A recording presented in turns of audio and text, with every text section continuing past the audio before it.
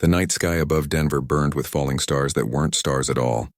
Captain Sarah Chen pressed her face against the cold window of the emergency command center, watching the alien drop pods streak through Earth's atmosphere like angry meteors.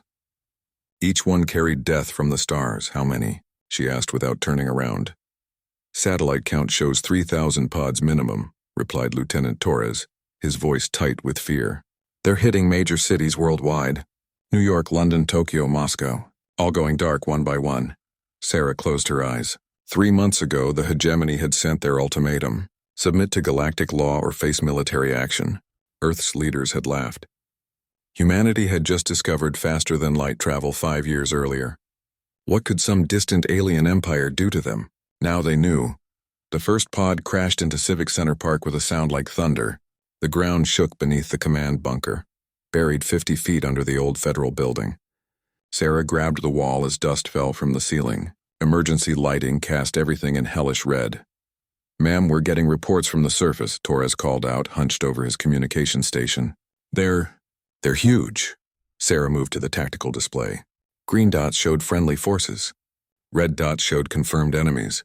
The red dots were spreading like cancer through downtown Denver. Size estimates: 8 feet tall, maybe 9. Heavy armor. Energy weapons that cut through our tanks like paper. Torres paused, listening to his headset. Alpha Company just went silent. That's 3 companies in 10 minutes. Sarah felt ice in her stomach. She'd commanded the Colorado National Guard for 8 years. These were good soldiers, well-trained, well-equipped. If they couldn't slow down the aliens, who could? What about air support? F-22s are engaging over the city now. Torres listened again. Wait. Raptor 1 is down. Raptor 2 also down. They're reporting some kind of energy barrier around the alien positions. The tactical display told the story in simple terms. Human forces were dying. Fast. Sarah studied the alien landing pattern. 30 pods had come down in a rough circle around Denver. Classic encirclement tactics. These weren't just soldiers. They were professionals. Any word from Peterson Space Force Base? Negative. Last transmission was 20 minutes ago. Something about massive orbital bombardment. Sarah's blood turned cold. Peterson was 40 miles south. If it was gone, that meant the aliens controlled space above Colorado. No reinforcements. No air cover. No escape. A new voice crackled over the radio. Command, this is Sergeant Williams, 4th Platoon. We're pinned down in the financial district. These things, they're not just big. They're smart. They're using our own tactics against us. Sarah grabbed the microphone. Williams, this is Chen. What's your position? Corner of 17th in California. We set up a roadblock, but they flanked us through the underground tunnels. Lost half my squad in the first minute. Their weapons. Jesus, ma'am. I've never seen anything like it. One shot and Corporal Martinez just disappeared, turned to ash. Sarah looked at the display. Williams' position was 2 miles from the command center. The red dots were getting closer. Fall back to Rally Point Bravo, she ordered. Try to link up with any survivors. Copy that, ma'am. Williams out. Torres looked up from his station, face pale. Ma'am, we're getting similar reports from all sectors. Casualties are significant. Sarah didn't need him to spell it out.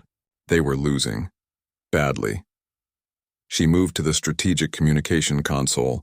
Get me General Morrison at NORAD. Already tried, ma'am. NORAD went dark 30 minutes ago. Sarah felt the weight of command settling on her shoulders like a lead blanket. She might be the highest-ranking military officer left alive in Colorado, maybe the entire region. What about civilian evacuation? Highways are clogged. Most people are trapped in the city. Torres paused. Ma'am, we're also getting reports of selection teams. What do you mean, selection teams? The aliens aren't killing everyone. They're sorting people, taking some as prisoners, killing others on the spot. We don't know the criteria. Sarah's hands clenched into fists. Bad enough to invade Earth, but taking prisoners? That suggested this wasn't just a military action. This was conquest. An explosion echoed through the bunker, much closer than before. Dust fell like snow. The lights flickered. Ma'am, surface sensors show movement above us. I think they've found the bunker. Sarah looked around the command center. 12 people left. Good people who'd followed orders and done their duty. Now they were about to die 50 feet underground while aliens hunted through the ruins of their city. She thought about her sister in San Diego. Her parents in Minnesota. Were they already dead? Were alien soldiers walking through her childhood home right now? Another explosion. The lights went out completely. Emergency power kicked in a second later, bathing everything in that awful red glow again. "Ma'am," Torres whispered. "Motion sensors show they're directly above us. They're cutting through the blast doors." Sarah drew her sidearm. A 90mm pistol against 8-foot-tall armored aliens with energy weapons. It was almost funny. "Everyone, grab weapons and ammunition. We make our stand here." As her soldiers checked their weapons, Sarah thought about the reports coming in from around the world. Humanity's best military technology had failed in the first hour. Earth's greatest cities were burning. Millions were dead or captured, but somewhere in the back of her mind she remembered something her grandfather had told her. He'd fought in World War II, landed at Normandy. "Sarah," he'd said, "when the enemy thinks they've won, that's when you hit them hardest. When they're celebrating victory, when they're relaxed and confident, that's when one determined person can change everything." The blast doors exploded inward. Smoke filled the command center. Through the haze, Sarah saw shapes moving, tall shadows with glowing eyes. She raised her pistol and fired. Marcus Kane had been cleaning his rifle when the sky started falling. 20 miles outside Denver, his small cabin sat hidden in the Rocky Mountain foothills. No neighbors for miles, no cell towers, no internet. Just the way he liked it. After 12 years as a Marine sniper and 4 tours in Afghanistan, Marcus preferred silence to civilization. But tonight, silence was broken by the roar of alien ships overhead. He stood on his porch, watching the invasion fleet pass like dark clouds against the stars. Even from this distance, he could see the drop pods falling toward Denver like deadly rain. The city's glow flickered and dimmed as power grids failed. Marcus went inside and turned on his emergency radio. Static filled with fragments of panic. "Massive casualties at Peterson. Downtown is completely overrun. Need immediate evacuation of..." The signal died. Marcus tried different frequencies. Military channels, police, emergency services, all silent. He walked to his gun safe and began methodically selecting equipment. His primary weapon was a custom-built rifle chambered in .338 lHFY Magnum. Effective range 1,500 meters. With the right ammunition and perfect conditions, he'd made kills at nearly 2,000 meters in Afghanistan. Marcus had always been good at math. Distance, wind speed, bullet drop, target movement, all variables in an equation that ended with a dead enemy. Tonight he'd have new variables to calculate. He loaded his truck with supplies. Ammunition, night vision gear, rangefinder, weather station. Everything a sniper needed for extended operations. As he drove toward Denver, the radio crackled back to life. "This is Colonel Richards, any station, any station. We've lost contact with all ground units. Repeat, all ground units are presumed destroyed or captured. Alien forces have established perimeter around the metropolitan area. Do not attempt rescue operations. I repeat, do not..." The signal faded again. Marcus reached the outskirts of Denver as dawn broke over the mountains. The city looked like a war zone. Smoke rose from dozens of fires. Military vehicles sat abandoned or destroyed along the highways. Bodies lay scattered in the streets. He parked the truck in an abandoned gas station and climbed to the roof. Through his scope, he could see the aliens for the first time. They were giants, 8 feet tall, maybe more. Their armor looked like black metal mixed with something organic. Energy weapons hung from their shoulders like technological sculptures. They moved through the streets in organized patrols, checking buildings and gathering human survivors. Marcus watched one patrol for 30 minutes, learning their patterns. They walked in groups of 4. 1 leader, 2 flankers, 1 rear guard. Standard military formation, but they were overconfident. They didn't bother with cover. They didn't watch for snipers. Big mistake. Marcus found a perfect position on a hospital roof 6 blocks away. Abandoned now, with a clear line of sight to several main streets. He set up his rifle and began calculating ranges. First target, patrol leader on Colfax Avenue. Range 847 meters. Wind 5 miles per hour from the southwest. Target moving slowly from left to right. Marcus controlled his breathing. In Afghanistan, he'd learned patience. Sometimes he'd wait for hours for the perfect shot. Today, he had all day. The alien stopped to examine a burned-out car. Perfect. Marcus squeezed the trigger. The .338 lHFY round traveled at 2,800 feet per second. At this range, the alien had less than 1 second to live and didn't know it. The bullet hit center mass, punching through the alien's armor like it was made of cardboard. The creature dropped instantly, purple blood spreading across the concrete. The other 3 aliens spun around, searching for the threat. But Marcus was already gone, moving to his next position. Rule 1 of sniping: shoot and move. Never stay in the same place twice. From a new rooftop, Marcus watched the remaining aliens call for backup. Soon, a larger patrol arrived at the scene. They examined their dead comrade, pointing weapons at surrounding buildings. One of them pulled out a device that looked like a scanner. Interesting. They had technology to track threats. But did they understand human tactics? Marcus targeted the alien with the scanner. Range 1.203 meters. Longer shot, but still well within his capabilities. The second alien fell with its scanner shattered beside it. Panic spread through the patrol. These creatures had probably conquered dozens of worlds, fought hundreds of battles, but they'd never faced a human sniper before. They didn't understand that death could come from a mile away, silent and invisible. Marcus spent the next 6 hours hunting. He moved constantly, never taking more than 2 shots from any position. Each kill was perfect. Each shot was calculated. No wasted ammunition. By afternoon, he'd killed 17 aliens. Marcus found an abandoned office building and climbed to the 20th floor. Through his scope, he could see alien forces gathering in the city center. They'd set up some kind of command post in Union Station. Dozens of the creatures moved around large vehicles that looked like armored beetles. But something had changed. They weren't acting like conquerors anymore. They were acting like prey. Marcus smiled grimly. In Afghanistan, he'd learned that fear was a sniper's most powerful weapon. One man with a rifle could terrify an entire enemy force if he was patient and smart. He studied the command post through his scope. Too far for a reliable shot even for him, maybe 2,500 meters. But there was something else. A much larger alien stood near the center of the group. Different armor, more weapons, definitely higher rank. Marcus made a note of the location. Target for tomorrow.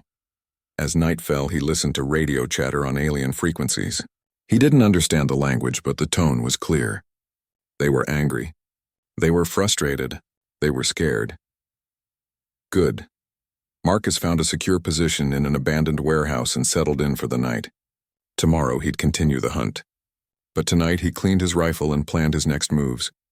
Somewhere in the darkness, alien patrols searched for him. They had technology beyond human understanding. They had armor that could stop tank rounds. They had weapons that could vaporize a human being. But they didn't have Marcus Kane, and that was going to be their biggest mistake. Marcus woke before dawn to the sound of alien aircraft circling overhead. Through the warehouse windows, he watched sleek fighters patrol the skies in search patterns. They were hunting him now. He smiled and checked his rifle. Let them hunt. The radio crackled with intercepted alien communications. Marcus had rigged a translator device from a damaged alien scanner. The translations were rough but clear enough. Unknown sniper eliminated. Security Team 7, requesting additional reconnaissance drones for Sector 5. Morale decreasing among ground forces. Marcus had killed 31 aliens in 2 days. Not bad for one man with a rifle, but he wasn't done yet. He moved to a new position before sunrise. The aliens had learned to avoid certain areas where he'd been active. They were marking buildings with some kind of energy signature, probably to track his movements. Smart, but not smart enough. Marcus had chosen his new hide with care. The old cathedral tower offered perfect elevation and multiple escape routes. From here he could see the alien command post at Union Station and several patrol routes through downtown. Through his scope, he studied the enemy movements. They'd changed tactics overnight. Smaller patrols, more aerial support, and something new. They were using human prisoners as shields. Marcus felt rage build in his chest. He watched alien soldiers force civilians to walk ahead of their patrols, using them as living metal detectors for human resistance. When an alien fell to his rifle, the survivors would execute random prisoners in retaliation. The rules had just changed. Marcus switched his focus to the command post. The large alien he'd spotted yesterday was there again, directing operations from beside a massive vehicle that hummed with energy. Range 347 meters. Wind 8 miles per hour, gusting to 12. Target stationary for now. This was the longest shot Marcus had ever attempted in combat. In training, he'd hit targets at 2,400 meters, but never with lives hanging in the balance. never with an alien species that might have armor beyond human understanding. He took 30 minutes to calculate every variable: elevation difference, atmospheric pressure, temperature, humidity.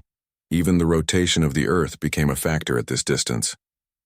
Marcus controlled his breathing and found his natural respiratory pause. Through the scope, he watched the alien commander gesture to subordinates. Whatever it was saying, other aliens listened with obvious respect. Time to send a message. The bullet took 2.8 seconds to reach its target. Marcus watched it arc through the morning air, following the perfect ballistic curve he'd calculated.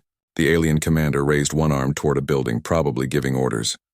The .338 Lapua round hit just below the creature's helmet, punching through armor and dropping it instantly. Purple blood sprayed across the nearest alien vehicle.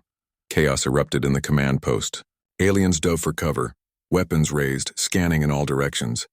Some pointed toward the cathedral, but Marcus was already moving to his secondary position. From a window 2 floors down, he watched alien aircraft converge on the tower. Energy beams sliced through stone and metal where he'd been hiding moments before. The top of the cathedral collapsed in a shower of debris. Marcus keyed his radio to an alien frequency and spoke in broken English, hoping their translators would pick it up. "This is the human sniper. You want to hunt me? Come find me." The alien response was immediate and furious. Marcus didn't need a translator to understand the tone. They were angry. More than angry. They were terrified. Good. Over the next 4 hours, Marcus played a deadly game of cat and mouse through the ruined city. He'd take a shot, kill an alien, then disappear before their aircraft could respond. He used the underground tunnels, abandoned subway lines, and collapsed buildings to stay ahead of their search teams. The aliens had superior technology, but Marcus had something they didn't: knowledge of human urban warfare tactics. He'd studied every manual, trained in every environment. Cities were mazes if you knew how to navigate them. By noon, he'd killed 8 more aliens, including 2 that seemed to be officers based on their different armor. Each death sent ripples of fear through their ranks. Marcus found shelter in an old storm drain and listened to alien communications. The translations were getting clearer as his device learned their language patterns. Sniper eliminated. Command Leader Vorthak, recommend immediate orbital bombardment of Grid 77, negative. High Command requires live prisoners for evaluation. Ground forces requesting permission to withdraw from urban areas. Marcus raised an eyebrow. They wanted to withdraw? After less than 3 days of fighting one human with a rifle? He climbed to street level and moved toward a new position. The aliens were changing tactics again. Instead of patrols, they were setting up fortified positions with overlapping fields of fire. Defensive measures. They were scared enough to go on the defensive against one man. Marcus reached the top of a parking garage and set up his rifle. Through the scope, he could see alien soldiers building barriers around their positions. They moved nervously, constantly checking windows and rooftops. One alien stood guard outside what looked like a prisoner processing facility. Through the building's windows, Marcus could see human civilians being sorted into groups. Some were loaded onto transport vehicles. Others were led away in different directions. The guard alien was jumpy, spinning around at every sound. Its weapon was always ready, finger near the trigger. This one had learned to fear the sniper. Marcus lined up the shot. Ranged 934 meters, easy target. But as he prepared to fire, something made him pause. The alien was looking directly at him through the scope. Impossible. No way it could see him at this distance. But the creature raised its weapon and pointed it straight at Marcus's position. A beam of energy lanced out, missing him by inches and vaporizing part of the concrete wall behind him. Marcus rolled aside as more energy beams struck his position. The alien had some kind of enhanced vision, maybe thermal imaging, maybe something beyond human understanding. Time to go. Marcus grabbed his rifle and sprinted for the stairwell as the parking garage shook under alien weapons fire. He'd learned something important. These creatures were adapting. They were learning his tactics and developing countermeasures. But Marcus had been adapting too. Tonight he'd show them what a human sniper could really do when the gloves came off. As he escaped through the underground tunnels, Marcus heard alien aircraft destroying the parking garage above him. They were getting desperate enough to level entire buildings just to kill one man. That told him everything he needed to know. He was winning. The hunter had become the hunted. Marcus crouched in the ruins of a collapsed apartment building, watching alien search teams move through the streets below. They'd brought in specialists. He could tell by their different armor and equipment. These weren't regular soldiers. These were predators. 3 days of hunting had taught the aliens to respect human snipers. Now they were bringing everything they had to kill him. Marcus counted 6 search teams, each with 4 aliens equipped with advanced scanning gear. Above them, drones buzzed through the air like mechanical wasps, their sensors probing every shadow. The aliens had also deployed something new, floating spheres that pulsed with energy, probably detecting heat signatures or movement. His radio crackled with alien transmissions. The translator was working better now, picking up more detailed conversations. Hunter-Killer Team Prime reports negative contact in Sector 9. Scanning Team 2 has thermal anomalies in the Commerce District. Investigating. Command, this is Tracker Alpha. We have confirmed sniper nest locations, requesting permission to deploy seeker mines. Marcus didn't like the sound of seeker mines. He'd seen alien technology in action. If they had self-guided explosives, his hiding spots would become death traps. He needed to change tactics. Fast. Marcus pulled out a map of Denver and marked all his previous positions. The aliens were smart. They'd analyzed his pattern of movement, predicted his likely hiding spots, and cordoned off entire sections of the city. But they'd made one mistake. They assumed he thought like them. Marcus had learned patience in Afghanistan, but he'd learned creativity from his grandfather. The old man had been a poacher before the war, tracking deer and elk through Colorado mountains. Marcus, he'd said, when something's hunting you, you don't run from it. You make it come to where you want it. Time for some human cunning. Marcus spent 2 hours rigging his trap. He planted empty ammunition casings in 3 different buildings, all within a 6-block area. He left traces of his scent on cloth strips. He even left a false radio transmission that the aliens were sure to intercept. Then he climbed to a water tower 8 blocks away and waited. Through his scope, Marcus watched the alien specialists converge on his false trail. They moved with professional efficiency, surrounding the buildings where he'd planted evidence. Advanced scanners swept every room. Drones circled overhead. Hunter-Killer Team Prime reports strong sniper signatures in target zone. Confirmed. All teams moved to containment positions. Deploying seeker mines. Escape routes sealed. Marcus smiled as he counted alien forces. 47 specialists plus drones and support vehicles. They'd committed nearly their entire hunter-killer force to catch him, and none of them were watching the water tower. Marcus selected his first target.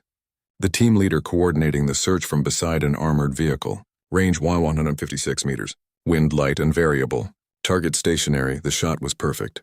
The alien commander dropped without a sound, its high-tech scanner spinning away across the pavement. Confusion spread through the search teams. They'd expected to find Marcus trapped in the buildings ahead. Instead, death had come from behind them. Command, Hunter-Killer Team Prime Leader is down. Sniper is not in the target zone? Impossible. Scanners confirmed his presence. Negative, negative. He's outside the perimeter. Marcus was already lining up his second shot. Another team leader. This one barking orders while pointing at buildings. These aliens relied too heavily on technology. They'd forgotten the basic rule of warfare. The enemy always has a vote. The second alien fell, and panic began to spread through their ranks. Marcus picked off 2 more specialists before the aliens figured out his general direction. Energy beams began striking the water tower, but he was already climbing down the maintenance ladder. His truck was parked 3 blocks away, hidden in an abandoned warehouse. As alien aircraft screamed overhead, Marcus drove calmly through back streets toward his next position. The aliens had learned to track his movements, but they still didn't understand human psychology. They assumed he'd run from superior numbers. Instead, Marcus drove straight toward their main command post. He parked in the basement of an office tower 6 blocks from Union Station. The building had been damaged in the initial invasion, but the structure was sound. Perfect for what he had planned. Marcus climbed to the 15th floor and began setting up his most ambitious operation yet. Not just sniping. Psychological warfare. Through his scope, he could see the alien command post buzzing with activity. The creatures were clearly agitated by the failed hunt. Good. Angry enemies made mistakes. Marcus picked out 3 targets in the command post. Not random soldiers, officers, leaders, aliens that other aliens looked to for orders, but he didn't shoot immediately. Instead, he waited. An hour passed. The aliens began to relax, thinking the sniper had escaped their trap. Marcus took his first shot. An alien officer examining tactical displays. The creature dropped and purple blood splattered across the screens. 10 seconds later, he took his second shot. Another officer, this one talking into what looked like a communication device. 10 seconds after that, the third shot. A third officer fell. The message was clear. No alien leader was safe. Nowhere. Ever. Panic erupted in the command post. Aliens dove for cover behind vehicles and barriers. They pointed weapons in all directions, but Marcus was invisible to them, hidden among thousands of windows in the surrounding buildings. Marcus keyed his radio to an alien frequency. "This is the human sniper. You brought hunters to kill me. How did that work out?" The alien response was a burst of what sounded like cursing in their language. Marcus continued. "You want to know something about humans? We don't give up. We don't surrender. And we don't forgive. Every alien on this planet is going to die, starting with your leaders." He switched off the radio and prepared to move. The aliens would be calling in airstrikes on his position within minutes. But as Marcus packed his equipment, something made him pause. Movement in the command post. Through his scope, he saw an alien unlike the others.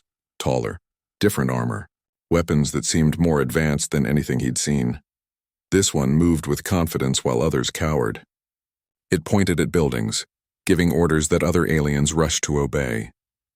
When it gestured toward the office tower where Marcus was hiding, every alien in the command post turned to look.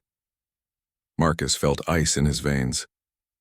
This alien knew where he was. The creature raised something that looked like a rifle but larger and more complex. It aimed directly at Marcus's window. Marcus dove aside as an energy beam punched through the building like it was made of paper. The beam cut through concrete and steel, vaporizing everything in its path. Where Marcus had been standing, there was now empty air. He grabbed his rifle and sprinted for the stairwell as more energy beams sliced through the building. This alien had technology beyond anything the others carried, and it was hunting him personally. Marcus reached the ground floor as the building shook around him. Emergency exits were blocked by debris. Windows faced the alien command post where that creature was still firing. He was trapped. Marcus found a maintenance closet and forced the door. Inside was access to the building's utility tunnels. He squeezed through the narrow passage as the structure groaned and shifted above him. Behind him, he could hear alien soldiers entering the building. They moved quickly, efficiently like professionals who'd done this before. Marcus crawled through darkness toward what he hoped was an exit. Behind him, footsteps echoed through the tunnels. They were following him into the underground. The hunt had just become very personal. Marcus emerged from the storm drain 2 miles from the collapsed office building. Behind him, alien search teams were still combing through the rubble, looking for his body. They wouldn't find it. But that elite hunter was different. Marcus had seen enough combat to recognize a professional killer when he met one. This alien wasn't just following orders. It was enjoying the hunt. Marcus found refuge in an abandoned subway station and took inventory. His rifle was intact. He had plenty of ammunition. His communication gear still worked. But the aliens had nearly killed him twice in the last 24 hours. They were learning his tactics faster than he'd expected. Time to learn theirs. Marcus spent the next 6 hours observing alien operations from hiding spots throughout the city. What he discovered changed everything. The aliens weren't just occupying Denver, they were processing it. Human prisoners were being sorted with scientific precision. Young adults disappeared into transport ships. Children and elderly were led to different facilities. Anyone who resisted was eliminated immediately. But most disturbing was what Marcus saw at the main command post. Aliens were downloading something from human computers, scanning documents, analyzing financial records. They weren't just conquering Earth. They were studying human civilization. Marcus intercepted an alien transmission that made his blood run cold. Processing team. 7 reports optimal selection ratios in Sector 12. Recommend expanding criteria to include technical specialists. Confirmed. High Command requires minimum 10,000 specimens from this population center. Specimens. They were talking about humans like laboratory animals. Marcus keyed his radio to a military emergency frequency. Maybe someone was still listening. Any station, this is Staff Sergeant Marcus Kane, United States Marine Corps. I am operating in the Denver area against alien occupation forces. If anyone receives this transmission, relay the following intelligence. Aliens are engaged in systematic harvesting of human populations. They are not seeking conquest. Repeat, this is not a military occupation. This is collection, Static answered him. Marcus tried other frequencies. Nothing. He was alone. Marcus made a decision that would have gotten him court-martialed in any normal war. He was going to start targeting alien infrastructure instead of just personnel. If they wanted to harvest humans, he'd make it as expensive as possible. His first target was a processing facility in the old convention center. Through his scope, Marcus watched alien technicians operating machines that looked like metal spiders. Humans were brought in one door and sorted into groups. Some were led to transport ships. Others simply disappeared. Marcus couldn't get close enough for a direct assault. But he didn't need to. The facility had one weakness: power. Massive cables ran from the convention center to an alien generator 2 blocks away. The generator was guarded by only 4 soldiers. They were watching for ground attacks, not snipers. Marcus positioned himself on a hotel roof 800 meters away. 4 shots, 4 dead aliens. Then he put 6 rounds into the generator itself. The explosion lit up downtown Denver like a second sunrise. Power died throughout 3 city blocks. Emergency lighting failed. The processing facility went dark. Through his scope, Marcus watched alien technicians running around in confusion, trying to restart their machines manually. But the real prize was what happened next. A massive alien ship landed near the destroyed generator.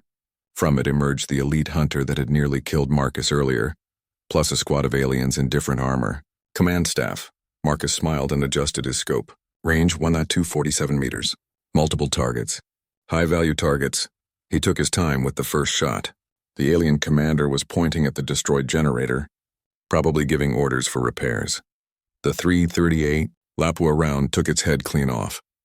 The second shot dropped what looked like a technical officer before it could reach cover. The third shot shattered the advanced rifle carried by the elite hunter. The creature dove behind its ship, but Marcus had made his point. Even the hunters could be hunted. Alien communications erupted in panic. Command Leader Zeroth is dead. Generator station under sniper attack. Requesting immediate air support for evacuation. Hunter Prime reports weapon destroyed, need extraction. Marcus packed his gear and moved to a new position before the alien aircraft arrived. As he climbed down from the hotel, he heard massive explosions behind him. The aliens were leveling the entire building just to make sure he was dead. They were getting desperate. Over the next 12 hours, Marcus systematically targeted alien infrastructure throughout Denver. Power generators, communication relays, transport landing zones. Each attack was precisely planned to cause maximum disruption with minimum risk. But Marcus also learned something important about alien psychology. They weren't just angry about his attacks. They were confused. Human resistance wasn't supposed to work this way. Marcus had studied enough captured alien equipment to understand their military doctrine. They expected conquered species to either surrender immediately or fight conventional battles that alien technology could easily win. They didn't expect one human with a rifle to cripple their entire operation. Marcus intercepted a transmission that proved his theory. High Command, this is Colonial Force 7. Request immediate reinforcement. Single enemy operative has eliminated 17% of command staff and disrupted primary collection schedules. Negative Colonial 7. One native primitive cannot require additional resources. Adapt your tactics. High Command respectfully suggests you review combat reports. This primitive has capabilities beyond our projections. Maintain current operations. High Command out. Marcus almost laughed. Alien High Command didn't believe their own people. They thought one human with a rifle was impossible to worry about. That arrogance would cost them. Marcus found the perfect position for his next operation, the abandoned airport control tower.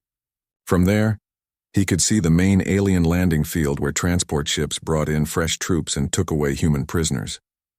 Through his scope, Marcus watched aliens unloading a new piece of equipment from a massive transport. It looked like a satellite dish crossed with a weapon.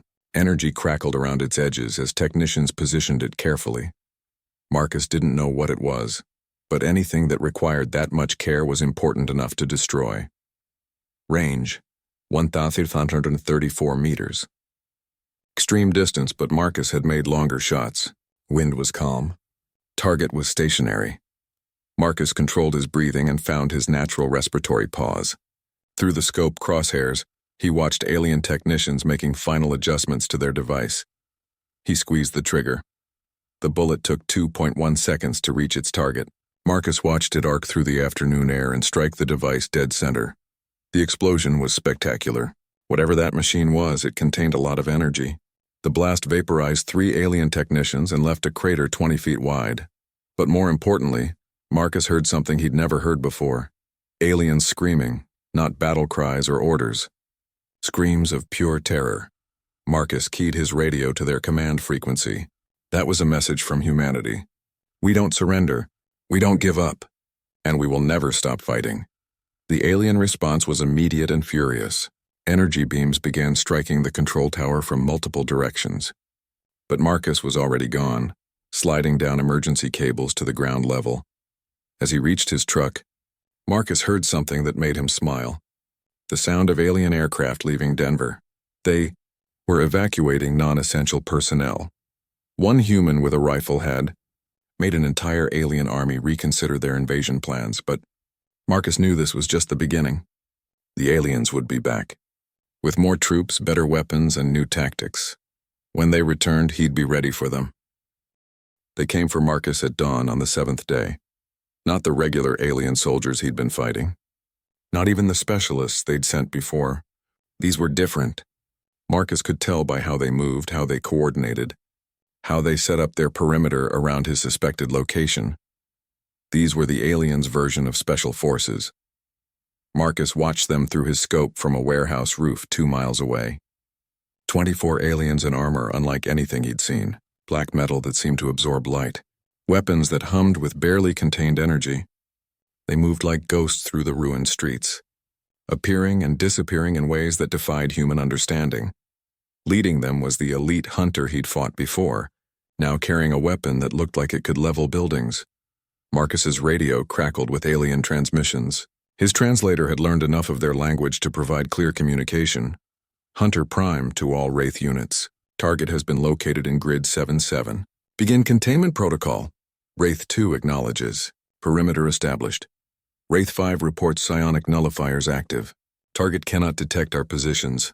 Psionic nullifiers? Marcus didn't understand half their technology, but he got the message.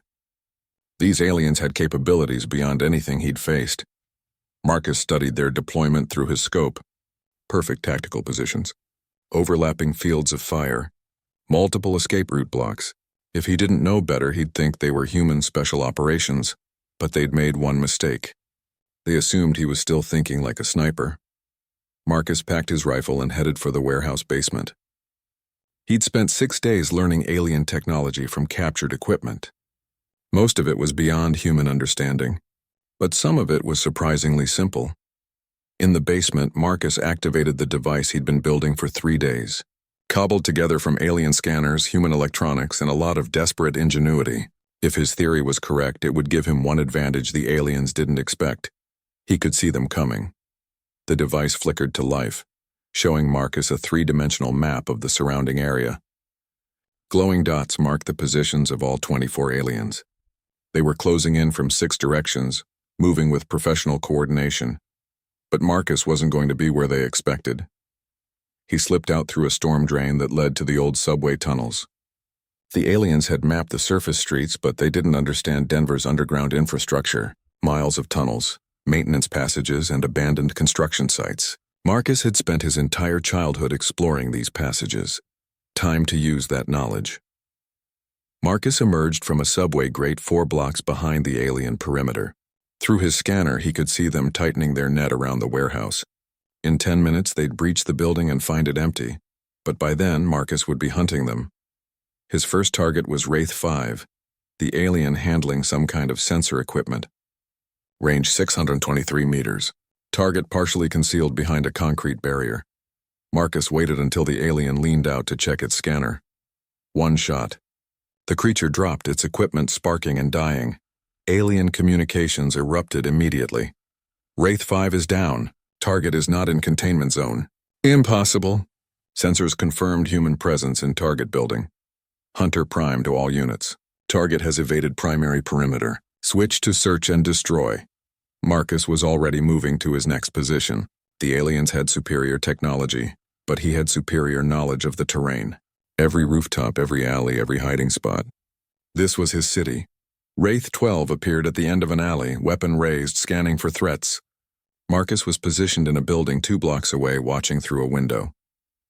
The alien moved carefully, professionally, checking corners and potential sniper nests, but it never looked up at the office. Building windows 800 meters away. The second alien fell without knowing where death had come from. Marcus counted positions on his scanner. 22 aliens left. They were spreading out now, abandoning their careful perimeter for rapid movement tactics. Good. Spread out aliens were easier to pick off individually, but as Marcus prepared to move again, something made him pause. One dot on his scanner was moving differently than the others, faster, more direct. Heading straight for his current position, Hunter Prime had figured out where he was. Marcus grabbed his gear and ran for the stairwell as an energy beam punched through the building wall behind him. The elite hunter's weapon was powerful enough to cut through concrete and steel like paper. Marcus reached the ground floor as the building shook under multiple impacts. Hunter Prime wasn't just shooting at him. It was bringing down the entire structure. Marcus sprinted for the back exit as the building collapsed behind him. Dust and debris filled the air. Through the chaos, he could see the elite hunter emerging from the rubble, weapon raised, scanning for movement. This alien was smart. It knew Marcus would have to emerge somewhere, and it was ready. Marcus did the last thing any sane person would do. Instead of running away from the hunter, he ran toward it. Hunter Prime was expecting a long-range sniper battle. It wasn't expecting a human to charge directly at it with a rifle in hand. Marcus came around a corner at full sprint, rifle raised. The alien spun toward him, bringing its massive weapon to bear. For a split second, they stared at each other across 50 meters of demolished street. Marcus fired first. The 3-38 Lapua round hit Hunter Prime's center mass, but the alien's armor absorbed most of the impact. The creature staggered but didn't fall. Instead, it roared something that sounded like rage and fury combined. Marcus dove aside as an energy beam vaporized the concrete where he'd been standing.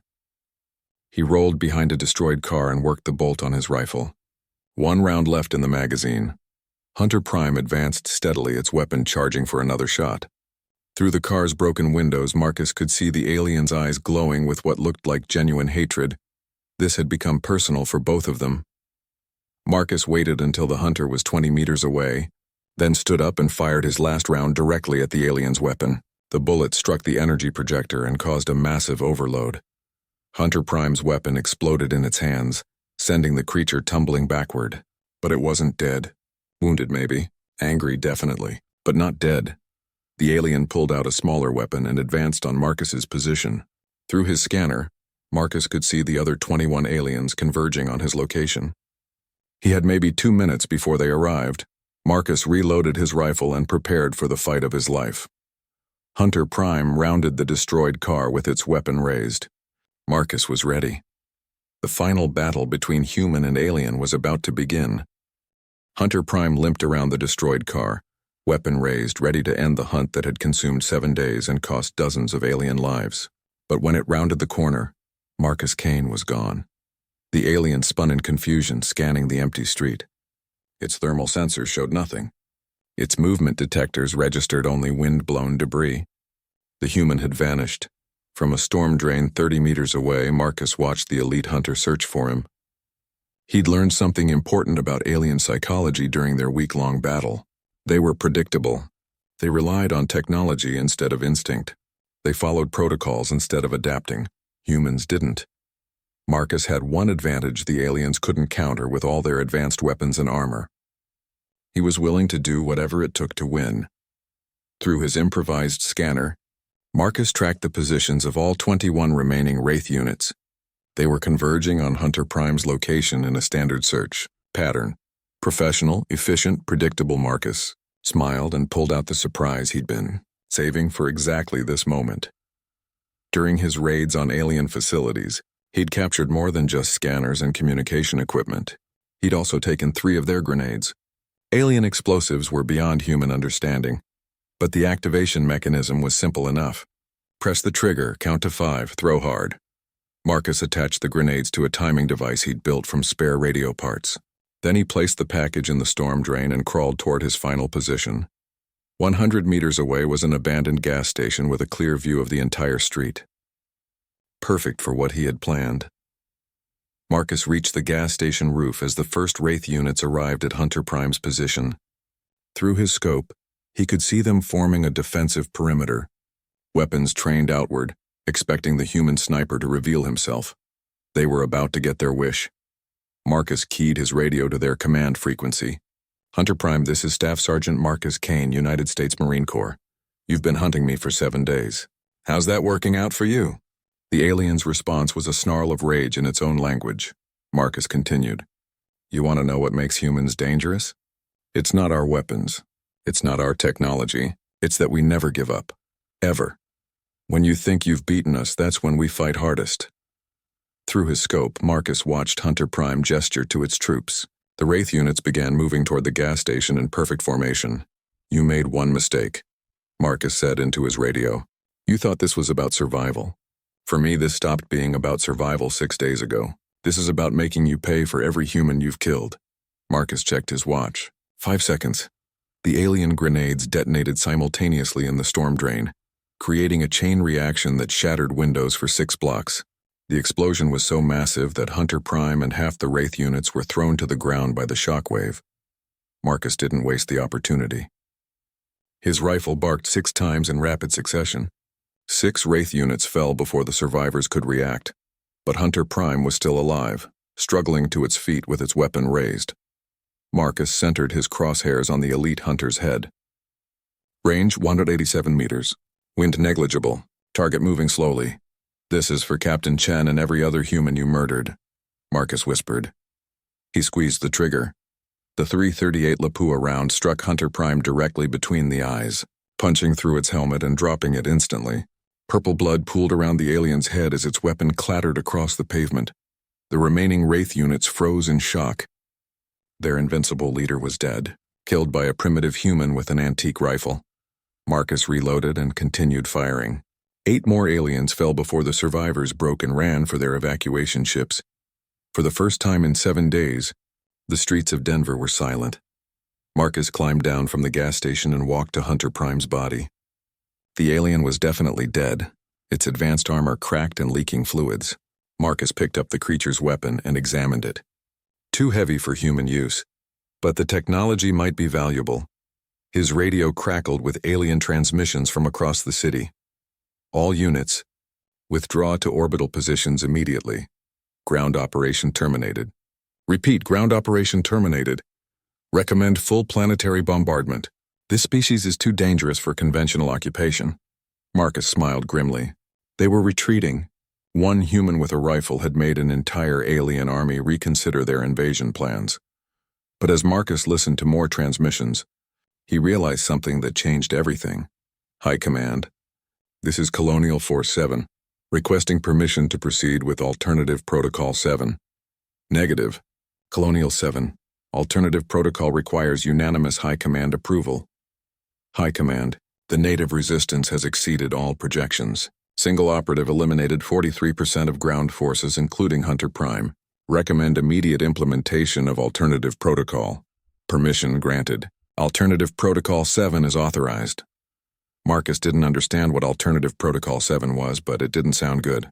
He climbed back to the gas station roof and watched the alien ships in orbit through his scope. Massive vessels were moving into position above Earth's major cities.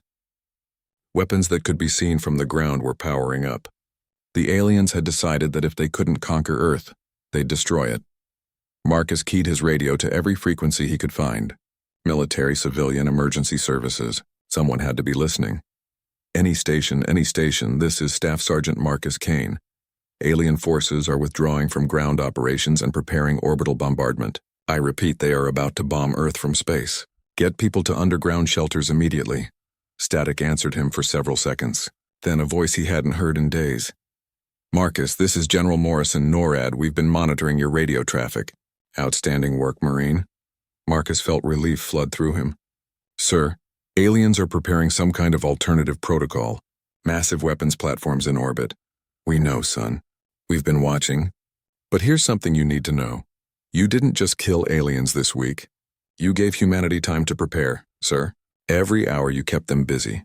Every day you delayed their operation, our scientists were studying their technology. The equipment you captured, the weapons you disabled, the ships you damaged. We've learned enough to fight back." Through his scope, Marcus saw something impossible. Human aircraft were rising from hidden military bases, not the jets that had been destroyed in the first attack. Something new, something that incorporated alien technology. "Sir, how is this possible?" "Turns out humans are pretty good at reverse engineering alien tech when properly motivated." "And Marcus? You gave us the motivation." Marcus watched human fighters engage alien ships in orbital battle. Explosions bloomed like flowers against the starfield. For the first time in 7 days, humanity was fighting back on equal terms.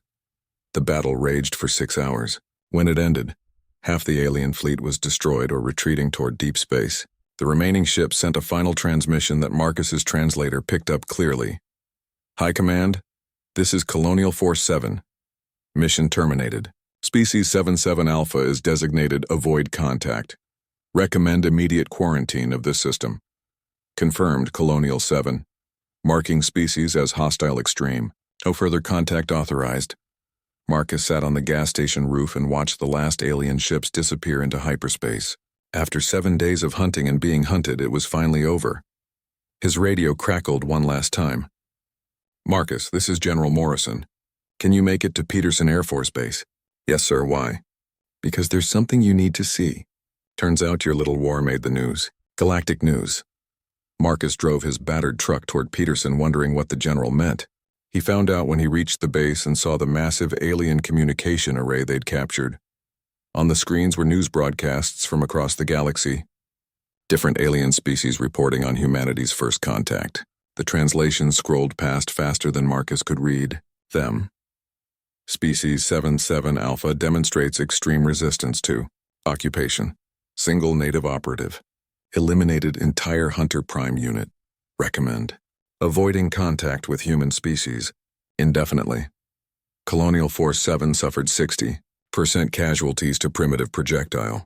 "Weapons," General Morrison put his hand on Marcus's shoulder. "Son, you didn't just save Denver. You gave humanity a reputation. Half the galaxy now thinks we're too dangerous to mess with." Marcus looked at the alien broadcasts and laughed. After 12 years as a Marine sniper, he'd finally found a target worth all his training. An entire galaxy that now knew better than to underestimate humanity. Outside, human ships patrolled Earth's orbit, powered by technology captured from the aliens Marcus had killed. The planet was safe. The invasion was over. And somewhere in the galaxy, alien commanders were adding Earth to their list of worlds to avoid at all costs. Marcus Kane had kept his promise. Every alien on Earth was gone, and they weren't coming back.